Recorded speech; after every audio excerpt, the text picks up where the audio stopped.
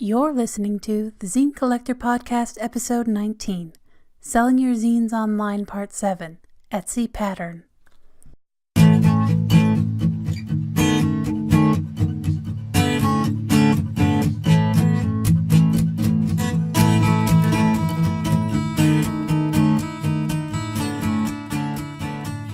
Hello, Zine friends. Welcome back to the Zine Collector, or if you're new here, welcome. I'm your host, Jaime Nyx, and the Zine Collector Podcast is where I talk about all sorts of things zine related, zine tangential. I'm not exactly sure if I know the correct definition of tangential, but it seemed appropriate at the moment, so I'm just going to wear my embarrassment if it happens to be completely wrong for how I used it in the sentence. Have you missed me? Have you missed all of this rambling, this weirdness, this whatnot? It has been, a month, hasn't it? Oh, I meant to get back to things last week and ended up losing my voice. So I am the most ridiculous human being when it comes to non-fatal injuries and illness. You wouldn't believe it unless you knew me. You wouldn't believe all the nonsense that happens in my life, in my body, because of my body, that sort of thing. I do want to make one note for anyone who happens to be watching the podcast instead of listening. If you can see me now, you may have noticed a small red mark on my cheek. It is not a cut or anything like that. It happens to be a tiny tattoo.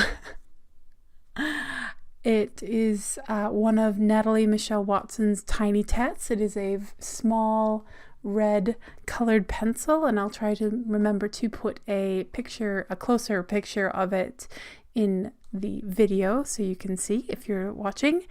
And yes, this is not in any way a sponsored video. I opened my mail and I got so excited that I put one of the tiny tats on before I thought about it. I just got excited. Not sponsored, just a big fan. And I didn't want to take it off just because of the podcast. So that, yes, that's what that is. That is a red colored pencil. Now back to the things that apply to the listeners only, as well as viewers and listeners. So yes, we are back. Yes, as I mentioned, it's been about a month and I didn't realize it had been a month, until yesterday, was it? Something like that, very recently. If you haven't been reading my blog, which is perfectly fine, of course, but that's where I do most of the updates for, if I'm not posting, if I'm not doing something, usually the reasoning will be on my blog. And the reasoning for the delays this month is basically, it's been a long month. I've had some health issues which have required trips back and forth to Adelaide, which is, it's a lovely drive and everything like that, but for being a relatively short drive, it still takes a lot out of you. Yes, and the various things I've been dealing with have also taken a lot of my time and energy, and there's been a lot of downtime and rest time, and it's nothing to worry about. It's all being taken care of. We're getting on top of it straight away, all of that good stuff. But yes, the good news is that I am free of needing to think about it until November. No more traveling until November, all of that good stuff. So yes, fingers crossed, knock on wood, eyes crossed, toes crossed, all of that good stuff, that I am back to some semblance of normalcy, at least for the next 6 weeks, I think. So cheers to a return to regularly scheduled programming. But before I move on to the regularly scheduled programming, I would like to say a thank you to everyone who has been super supportive of my rest time, super supportive of me doing things in my own time as I can do them. It's as as you probably well know, if you've been listening and or watching, I'm a bit of a gosh, what do I want to say? I'm a bit obsessed with doing the things I say I'm going to do, keeping up a constant schedule or a consistent schedule, excuse me. And yeah, this month, September, just really threw me for a loop in so many ways. And yeah, it makes it much easier to deal with all the stress, just to know that no matter how much or little I share, people trust that I'm doing what I need to do for me. And with my background, that's still very humbling and lovely, and it just makes everything a lot easier to deal with, to know that people understand that, stuff happens, and sometimes it happens in, excuse the language if it bothers you, but sometimes it happens in big old clusterfucks, and you just have to roll with it. Okay, so that ramble over, let's get on to the fun stuff, because it is going to be quite a bit of a long podcast. I think I have quite a few show notes to share with you, so let us keep rolling on. And now I have the zine events happening around the world, which I have somewhere. I have messed up the order of my cards. There we go. Sorry about that. I'm real prepared. Yep. I'm so ready to be back. So zine events happening around the world. First up is the ABQ Zine Fest 8 happening October 6th in Albuquerque, New Mexico. Also on October 6th in Bristol, we have the Bristol Comic and Zine Fair. On October 13th, we have 3 events. First, in Olympia, Washington, we have the Olympia Zine Fest. In Manchester, we have the Over Here Zine Fest. And in St. Louis, Missouri, we have the St. Louis Small Press Expo.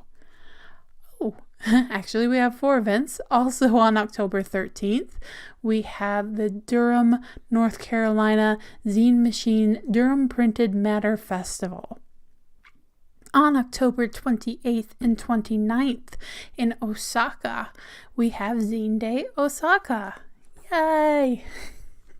So that is what's happening around the world, zine friends. Be sure to get involved if and when you are able, because zine events are a lot of fun. They can be very intimidating, believe me, I know. Social anxiety bug here. I understand, but I personally feel that it's definitely worth trying to get involved. If you can't, you can't. So yes, if you would like a direct line on zine events around the world, or would like to make sure that your zine event is listed, check out @fanzines on Twitter and Facebook. Links are in the description. But yes, get involved. Let us know about events happening around and all of that good stuff. So yes, as I mentioned, this is going to be quite well, I don't know at the moment, but yeah, I've printed off quite the number of pages for show notes, so we will get to the main content of the show.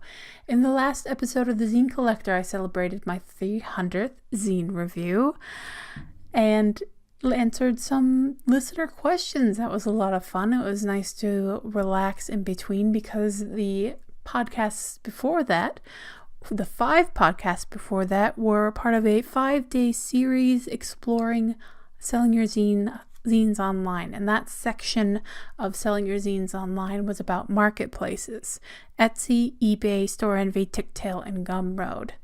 Now, while I think you can jump in right here and keep up fairly well, if you'd like to catch up on the series from the beginning, I will have a link in the description to the playlist that is just this series. I've made a separate playlist just for Selling Your Zines Online, so you don't have to go to the Zine Collector podcast playlist if you don't want to.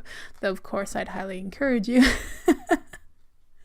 to check out any episodes you've missed. But yes, there is a separate playlist for that in the show notes /description.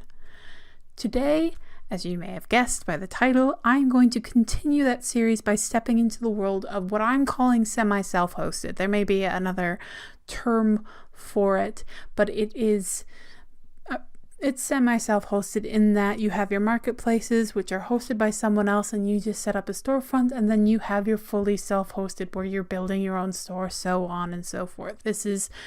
These are places that are in the middle, and I'm starting with Etsy Pattern. Before I get right into that, though, I will do a little bit of catching up with what I've done with this series so far.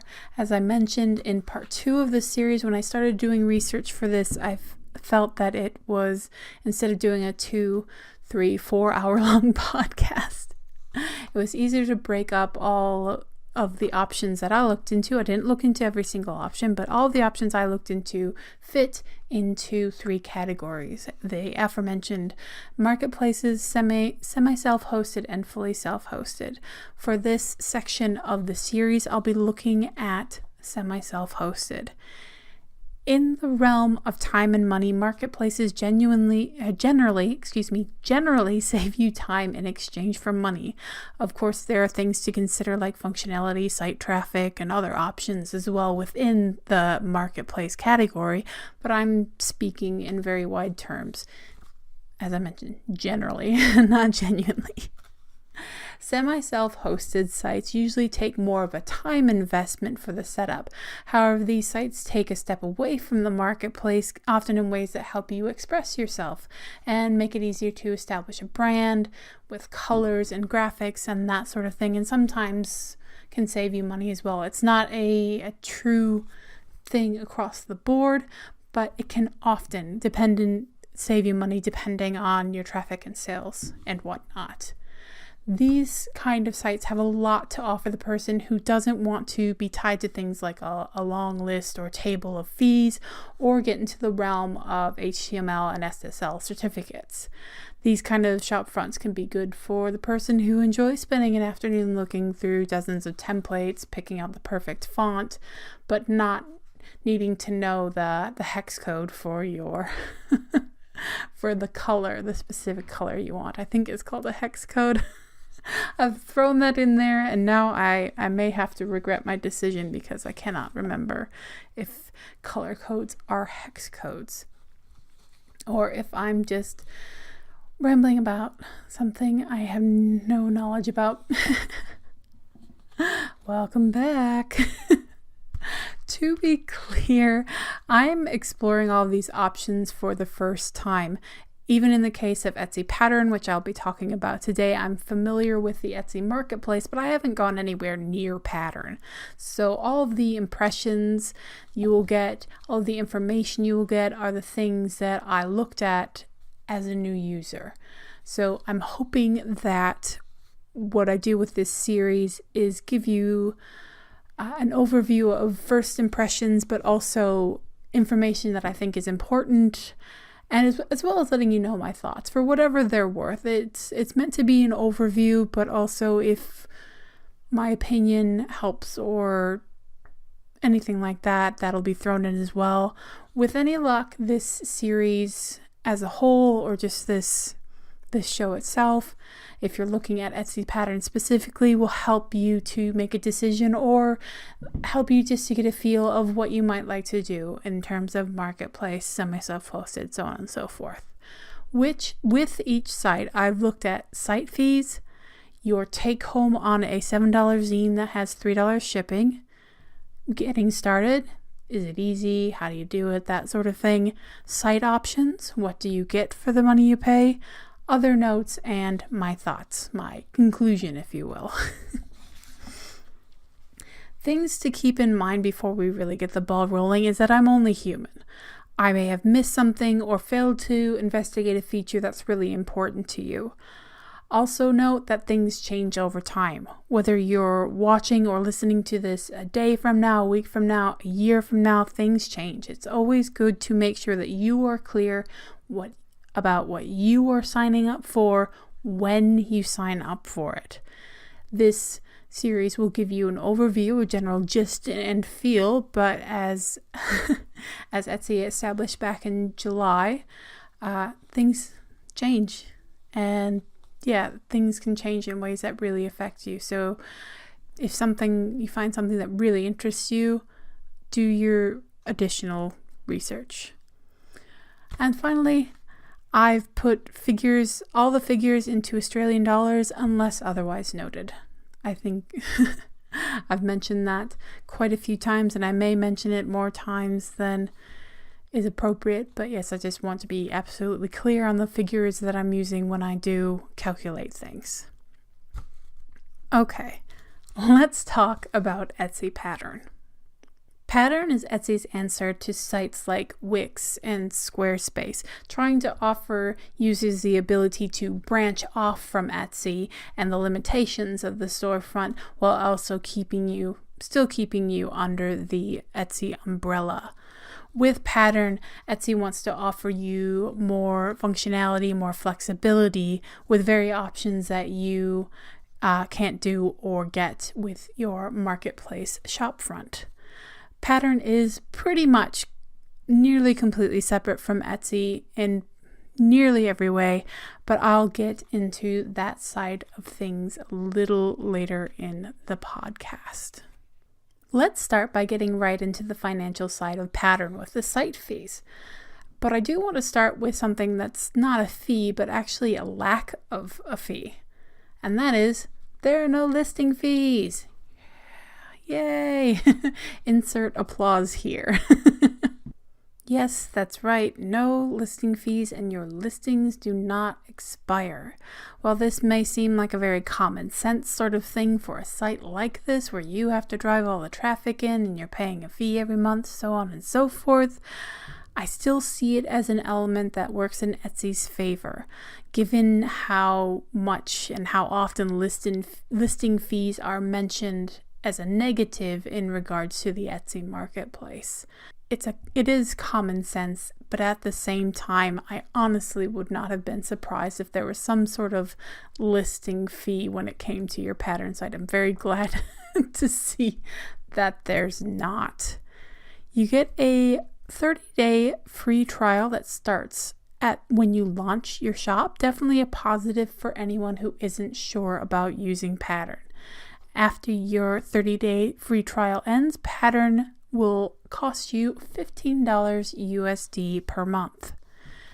Just in case anyone is curious, because I definitely was, if you're looking at the money saved on listing fees alone versus the monthly cost of a Pattern shop, you would need to list 75 items per month for the cost to be an even trade on listing fees saved.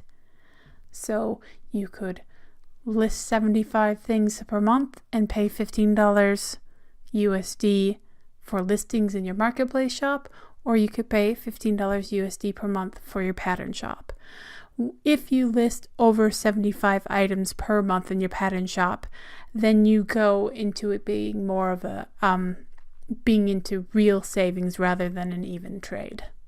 On top of the $15 USD per month, the same payment processing fees that apply to your marketplace store apply to your Pattern store. Once again, Australians, Canadians, and New Zealanders are the lucky 3 countries that have different processing fees for domestic sales than international sales. For my fellow Australians, this means that it will cost you 3% of the sale and 25 cents Australian for domestic orders, and 4% and 25 cents Australian for international orders.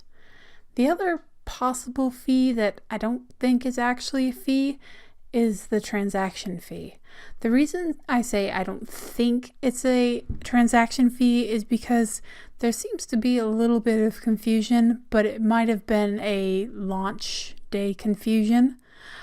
In Etsy's article introducing Pattern, it clearly states that you will be charged the same transaction and processing fees that you do have with your marketplace store.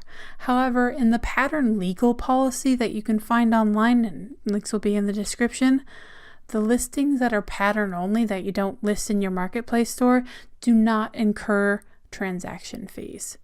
I'm inclined to believe the document that actually has the word legal in it, or at least as part of its URL, and the fact that even the Etsy help section says that transaction fees are listed as excludes Etsy pattern.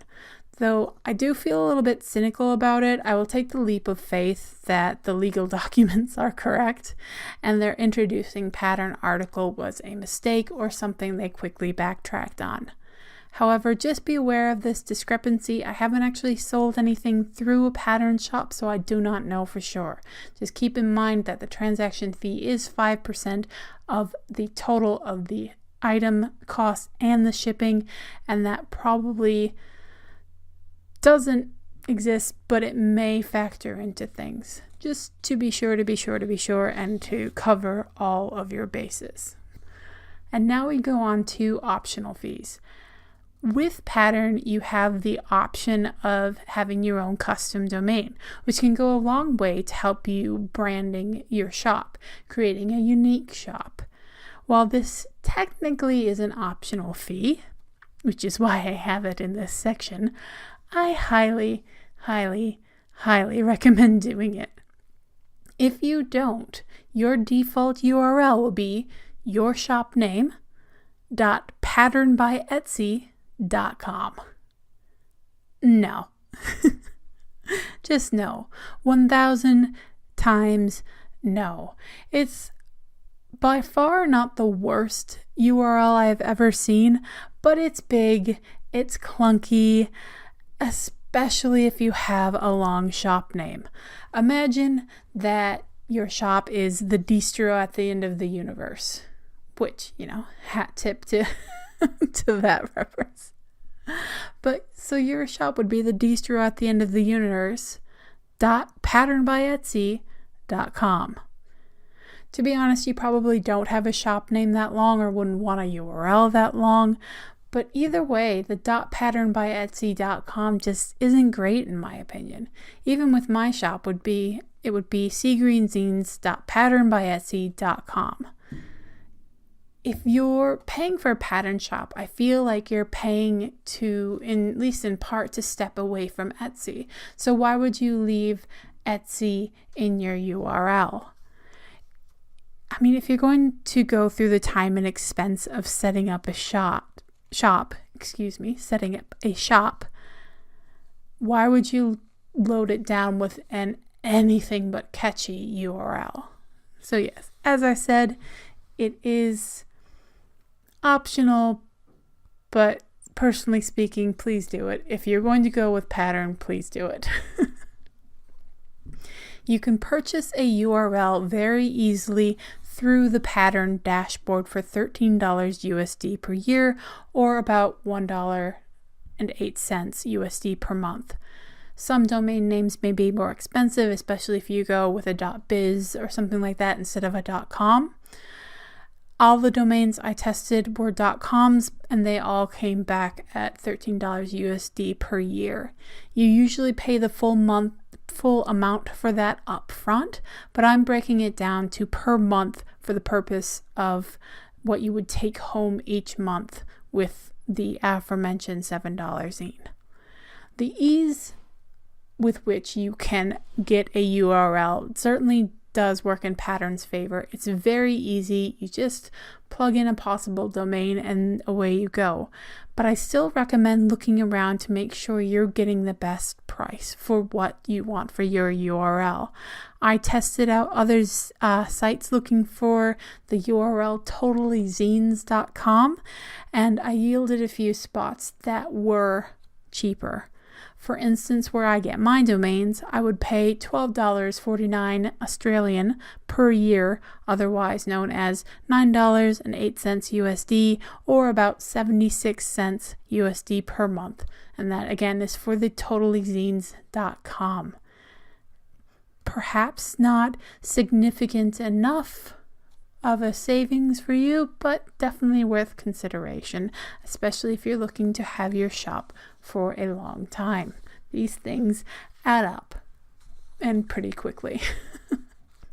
So how does this all come together as far as selling your zines?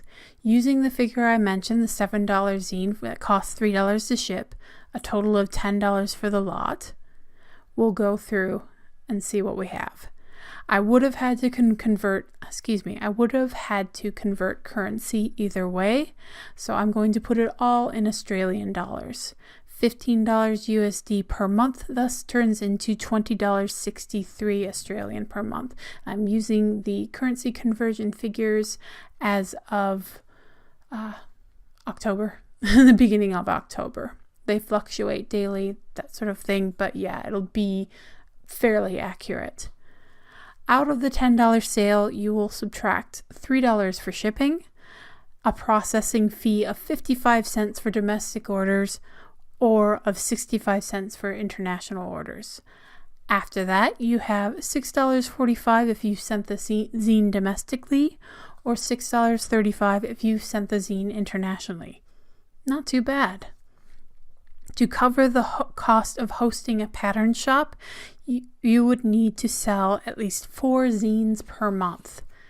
The good news is that if you decide to use a custom URL for your shop, whether you go through Pattern or you go through someone else, selling 4 zines a month will also cover the monthly cost of your URL as well. Though again, technically, you wouldn't be paying that monthly. It would be an upfront cost. This could change if you, as I mentioned, go for a .biz or something like that, a more expensive URL. In that case, you might have to sell 5 zines per month, 6 zines per month, that sort of thing. And do keep in mind that these figures don't take into account the cost of making the zine itself. Getting started with Pattern is fairly easy, though maybe not as obvious as I would have thought otherwise. If you don't already have an Etsy shop, you can Google Etsy Pattern and sign up that way.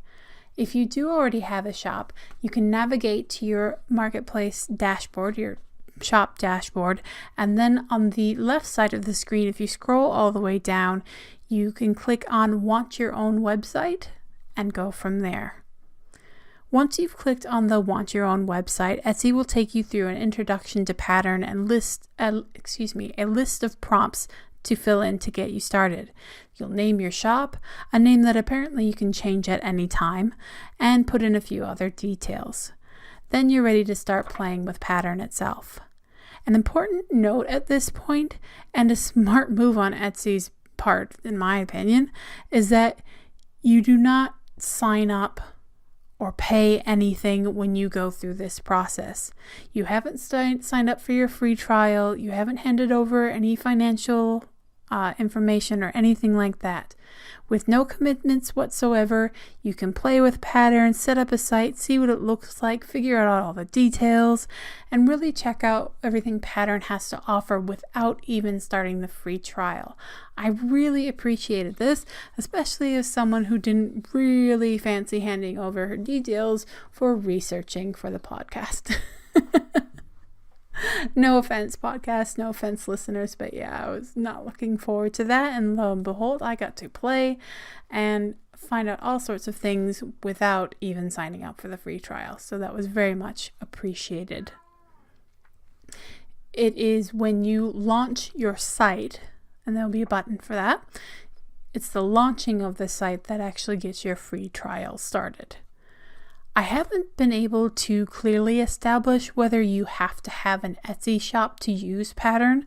It's clearly noted in their Pattern legal section that your content, including your shop images, about sections, shop policies, and listings, will be populated automatically from your existing Etsy shop and profile. As you can sell things on Etsy Pattern that you can't sell in the marketplace, I think it's safe to assume that the process wouldn't work vice versa. So the bottom line is that you may end up with an Etsy shop if you sign up for Pattern, but that doesn't mean you have to use it. You're not going to have automatic population from Pattern to the marketplace, only from the marketplace to Pattern. On that note, however, if you would like to run an Etsy shop and a pattern shop at the same time, you can manage both shops in the one manager that Etsy provides for anyone who has a shop in the marketplace. Next up, what are you getting for your money? Once you're inside Pattern and you want to design your shop, you are given 8 theme options to choose from. I found that to be a little bit disappointing considering the $15 USD per month price tag, but that being said, there's still a decent amount of layout variety for 8 themes. They're all Etsy-esque in a way, but a good way. They're clean designs that help the focus stay on the products without an Etsy logo to be seen. So it's everything you may have loved about the layout of Etsy without the logo. But on that note, if you're looking for something that's truly separate from Etsy, or at least as separate as possible, the illusion of being separate will be ruined at checkout when your customers take into the standard Etsy checkout when they're ready to buy a product. As a side note, for anyone curious, I went with the theme called Pearl for testing things out. There may be some variation from theme to theme. There are 23 header fonts to choose from and 18 body fonts. Again, I thought there would be more choice for the cost, but this does make it easier for people who feel overwhelmed by a large number of options. And believe you me, there is no judgment about that from me whatsoever. Just last week I went to the chemist to try to find some soap-free body wash, and I ended up just walking out because there were entirely too many choices. Who would have thought? Moving on, as for your backgrounds and your accents, you have a choice of any color on the board, as what seems to be becoming a normal thing is you have the color spectrum and you can click within and choose the color of your desire. In my case, mint green. The website designer itself is very easy to use. There's a little pencil icon right next to everything that you can customize, and navigation is so easy. I'm a WordPress user. I've been a WordPress user for many years, and it's similar to that, but easier. You understand everything that's going on in this website designer. I appreciate my voice left me as I tried to move up an octave. I really appreciated the little touches that Pattern provides in terms of you can choose how the customer's cart appears on the screen, or you can turn on or turn off item reviews. Another big bonus that Pattern provides is the ability to add pages to your shop. You can have a gallery, an about page, and even an events page. You can add a blog to your site as well, which I found to be an interesting option that could be a good sell for some people, but personally I regard it as a so-so add-on. It's pure bias though. I tend to find that a lot of people have the blog before the shop, whereas perhaps that's just not the way of things these days. Maybe people are starting with shops. So I could be completely wrong, but yeah, either way, I would not be moving Sea Green Zines onto a Pattern shop just for the sake of having the blog there. But I do appreciate the thought of Etsy expanding to that to make a more full, well-rounded site, should you so choose. Back to the actual dashboard and out of the shop editor, you will find more things that you can use on the left-hand side menu. Marketing options aren't exactly that impressive, to be quite honest. You can connect to MailChimp, which is an email marketing platform. You can connect to Pinterest, and you can connect to Facebook Tracking Pixel. Facebook Tracking Pixel is a code that you can put on your website to track how many people are coming to your site via your Facebook ads. Of course, that's only applicable if you're actually using Facebook ads, but potentially a very valuable thing. Marketing is hardly my forte and not something I enjoy whatsoever, so these features may be very exciting for other people, but would probably be more useful to most of the population than they would be to me. Also, in that left-hand side menu, you have the Success Center. However, clicking on the Success Center brings you to the pattern section of the overarching Etsy help site. So it's not exactly giving you access to anything that you don't already have access to anyway. So I hesitate even to include it as a feature as such, because it's not really a feature, at least not anything that you should have to pay for anyway, because it's already out there. As for the shop manager itself, it appears to be the same shop manager that you have with your marketplace shop. You have some basic statistics on your pattern dashboard, but clicking on any of the figures will automatically bring you back to your marketplace dashboard. If you do have pattern, you will have a marketplace dashboard, and you'll have a button at the top that you can click and then switch over to your pattern specific statistics. It's a bit of a mouthful there, but in the end, it's all the same information provided: views, visits, revenue, so on and so forth. As far as improved or expanded analytics, they just don't seem to be there. With your shop, an SSL certificate is included, which is pretty handy.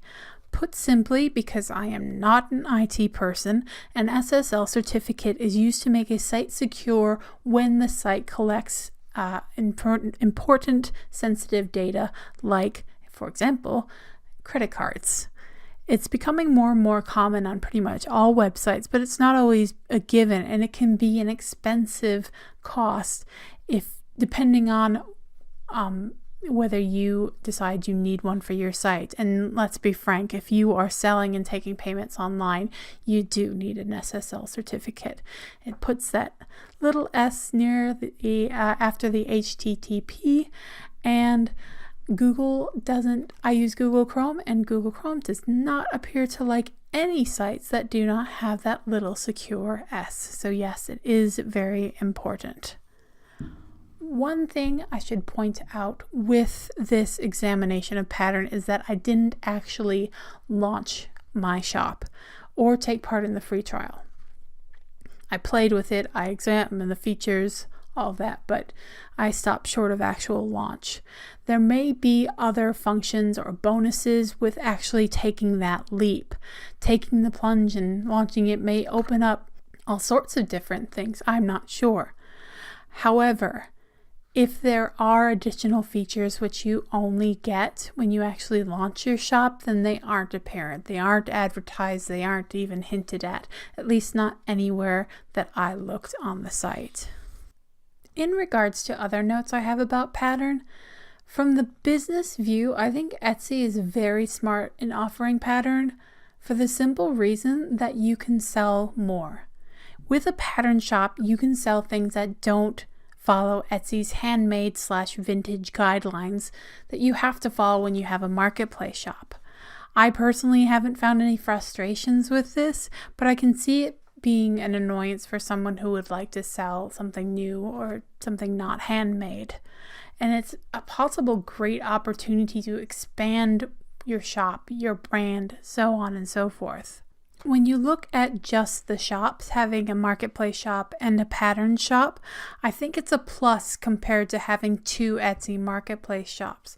This may have changed, but the last time I checked, if you have two Etsy marketplace shops, that means you have to have 2 emails, 2 logins, 2 passwords, so on and so forth to have those separate shops. But taking the price factor into comparison, I think an easier and potentially smarter for Etsy as a business move would have been for Etsy to make it easier for shop owners to own multiple marketplace shops and make it easy to have all of those details under one dashboard and to manage all of those orders under one dashboard.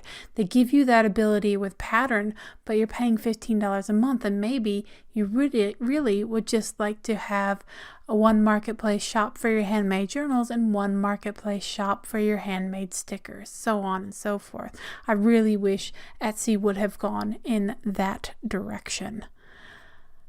One thing that sellers have brought up as a concern is the Google penalty for duplicate content. It's something they started doing in 2001 to target duplicate sites or very low quality sites. As your Pattern store could very well be nearly a carbon copy of your marketplace store, if you are duplicating your listings in that way, it is a very valid concern.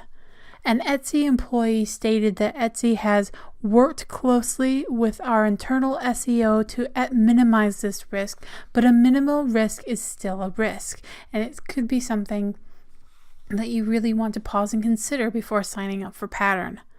I do want to point out, though, that I am very far from being well versed in the ins and outs of SEO, so that's definitely something that you'll want to investigate on your own. Or I can look into it further if that's something you would like me to do. And one last thing, as far as my notes go, is that Pattern is still Etsy when all is said and done. If you have a marketplace shop and a Pattern shop, then you could end up losing two shops if something happens to Etsy. It appears to be a safety in diversifying your income streams, but in the end it's not, because you're still under the one umbrella. And while that may be obvious to some, it was something that only occurred to me partway through my research, so I thought I would mention it. And here we are at the conclusion. After all my rambling and notes and whatnot, here we are. My thoughts. And they are, you are paying $15 USD plus other fees per month for a prettier shop front, but more work in the form of needing to drum up your own traffic. Pattern shops are in no way a part of the marketplace, so gone are the organic finds from marketplace searches, which is a big deal because, in my view, the marketplace searches, those chance sales, those chance finds, is a big part to using Etsy. It's a big part of what makes Etsy great because of the traffic they get in the marketplace. Taking that out and charging you for it just for the sake of being able to add a blog or have your own template, for me it's too high a cost without enough return to make it worth it. However, that is just my opinion, and it may be worth it to you. Do you have an Etsy Pattern shop? Do you have any opinions on the matter? Did you have a shop? Do you love it? Do you hate it? Are you intrigued by the idea? I'd love to know your thoughts and experiences in the comments. I am just one person with one experience, and there may be things I've missed. I completely admit my bias is one that leans against Etsy a little bit, if you hadn't noticed. So yes, that does color my view a bit, and I may have not been as fair as I could be. So please let me know in the comments, various comment sections, if that is the case, if there's anything that you would like to bring to my attention. So that is Etsy Pattern for you. I will be continuing the series very soon with other semi-self-hosted sites. If there are any particular sites that you would like me to check out, as I haven't done all of my research for all of the things before starting this section of the series, be sure to let me know. Now it's time for Sharing is Caring, my little non-sponsored segment for things that I'm loving in the zine verse. Spaces, places, and faces. It's all good, and I'm spreading the sunshine. For this episode, I would like to tell you about a new zine tuber. War Glitter Zines! Welcome to ZineTube! And yes, I'm making ZineTube a thing. BookTube is a thing, so ZineTube can be a thing. I'm declaring it. War Glitter Zines is a new zine tuber who has jumped right into chatting about zines and reviewing them as well. It is so nice to see more people joining in, more people getting involved with sharing zines, talking about them, talking about their zine experience, all of that good stuff, getting it all out there so we can connect in so many different ways. Be sure to check the show notes for this video because I will have a link to War Glitter Zine's YouTube channel as well as the Instagram account, so on and so forth. Worth checking out. Lots of fun, lots of personality, all of that good stuff. And that is where I will call it a day, zine friends. Thank you again so much for joining me. It warms my heart so much to have subscribers, and special shout out to the wonderful, wonderful patrons who are now at a point where they are taking care of the cost of the hosting the podcast. That is such a relief, such one less thing on my mind, and I appreciate it greatly. So love to the patrons, love to the subscribers, and thank you so much to you for watching and or listening to this podcast. If you have any questions about zines, zine reviewing, me, so on and so forth, you can leave questions in the various comment sections. I'm on Instagram, I'm on Twitter. Instagram is probably where I will respond the fastest, even faster than how I respond to emails. So yes, if you have any questions, if I can't help you, I will research or I will send you to someone who I believe can answer your questions. Now, please remember that everything I say is just my opinion. There are no gatekeepers in the zineverse, nor should there be. As I mentioned, links to everything I've talked about will be in the show notes. Be sure to stop by seegreenzines.com, where I review zines every Thursday and Friday and post about other zine stuff on the other days of the week. The music for this podcast, Spanish Summer by Audionautics, is licensed under a Creative Commons Attribution license. This is the Zine Collector. I'm your host, Jaime Nyx, and until next time, go make some glorious zines. Mwah!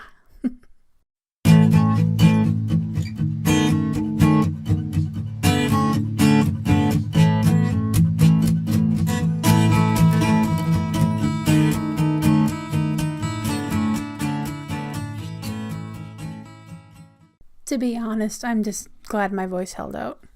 Is that sad? Is that sad that that's my life? Like, yay, I was able to talk through the podcast. Yay, I didn't lose my voice. These are the things that excite me in my 30s. I feel like that's really sad. I don't know. Mwah! Hugs and stuff. Have a great week.